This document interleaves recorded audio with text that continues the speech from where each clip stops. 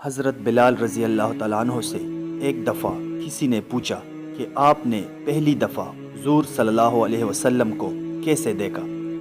بلال رضی اللہ تعالیٰ عنہ فرماتے ہیں کہ میں مکہ کے لوگوں کو بہت ہی کم جانتا تھا، کیونکہ غلام تھا اور عرب میں غلاموں سے انسانیت سوچ سلوک عام تھا۔ ان کی طاقت سے بڑھ کے ان سے کام لیا جاتا تھا، تو مجھے کبھی اتنا وقت ہی نہیں ملا تھا کہ باہر نکل کے لوگوں سے ملوں، لہٰذا مجھے حضور پاک صلی اللہ علیہ وسلم یا اسلام یا اس طرح کے کسی چیز کا قطعی علم نہیں تھا۔ ایک دفعہ کیا ہوا کہ مجھے سخت بخار نے آ کے گھیر لیا۔ سخت سردی کا موسم تھا اور انتہائی ٹھنڈ اور بخار نے مجھے کمزور کر کے رکھ دیا تھا، لہٰذا میں نے لحاف اوڑھا اور لیٹ گیا۔ ادھر میرا مالک جو یہ دیکھنے آیا کہ میں جو پیس نہیں رہا ہوں، وہ مجھے لحاف اوڑھ کے لیٹا دیکھ کے آگ بگولا ہو گیا۔ اس نے لحاف اتارا اور سزا کے طور پر میری قمیص بھی اتروا دی اور مجھے کھلے صحن میں دروازے کے پاس بٹھا دیا کہ یہاں بیٹھ کر جو پیس۔ اب سخت سردی، اوپر سے بخار اور اتنی مشقت والا کام، میں روتا جاتا تھا اور جو پیستا جاتا تھا۔ کچھ ہی دیر میں دروازے پہ دستک ہوئی۔ میں نے اندر آنے کی اجازت دی تو ایک نہایت متین اور پرنور چہرے والا شخص اندر داخل ہوا اور پوچھا کہ جوان، کیوں رو رہے ہو؟ جواب میں نے کہا کہ جاؤ اپنا کام کرو، تو میں اس سے کیا، میں جس وجہ سے بھی روں۔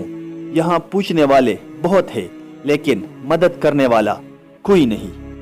مختصر یہ کہ بلال رضی اللہ تعالیٰ عنہ نے حضور صلی اللہ علیہ وسلم کو کافی سخت جملے کہے۔ حضور صلی اللہ علیہ وسلم یہ جملے سن کے چل پڑے۔ جب چل پڑے تو بلال نے کہا کہ بس، میں نہ کہتا تھا کہ پوچھتے سب ہے لیکن مداوا کوئی نہیں کرتا۔ حضور صلی اللہ علیہ وسلم یہ سن کر بھی چلتے رہے۔ بلال کہتے ہیں کہ دل میں جو ہلکی سی امید جاگی تھی کہ یہ شخص کچھ مدد کرے گا، وہ بھی چلی گئی۔ لیکن بلال کو کیا معلوم تھا کہ جس شخص سے اب اس کا واسطہ پڑا ہے وہ رحمت للعالمین ہے۔ بلال کہتے ہیں کہ کچھ ہی دیر میں وہ شخص واپس آ گیا۔ اس کے ایک ہاتھ میں گرم دودھ کا پیالہ اور دوسرے میں کھجوریں تھی۔ اس نے وہ کھجوریں اور دودھ مجھے دیا اور کہا، کھاؤ پیو اور جا کے سو جاؤ۔ میں نے کہا، تو یہ جو کون پیسے گا؟ نہ پیسے تو مالک بہت مارے گا۔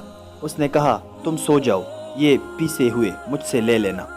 بلال سو گئے اور حضور صلی اللہ علیہ وسلم نے ساری رات ایک اجنبی حبشی غلام کے لیے چکی پیسی۔ صبح بلال کو پیسے ہوئے جو دیے اور چلے گئے۔ دوسری رات پھر ایسا ہی ہوا، دودھ اور دوا بلال کو دی اور ساری رات چکی پیسی۔ ایسا 3 دن مسلسل کرتے رہے جب تک کہ بلال ٹھیک نہ ہو گئے۔ یہ تھا وہ تعارف جس کے بطن سے اس لافانی عشق نے جنم لیا کہ آج بھی بلال کو صحابی رسول بعد میں اور عاشق رسول پہلے کہا جاتا ہے۔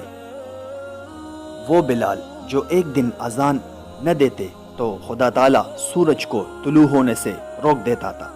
اس نے حضور صلی اللہ علیہ وسلم کے وصال کے بعد اذان دینا بند کر دی، کیونکہ جب اذان میں اشہد ان محمد الرسول اللہ تک پہنچتے تو حضور صلی اللہ علیہ وسلم کی یاد میں ہچکیاں بند ہو جاتی تھی اور زاروں قطار رونے لگتے تھے۔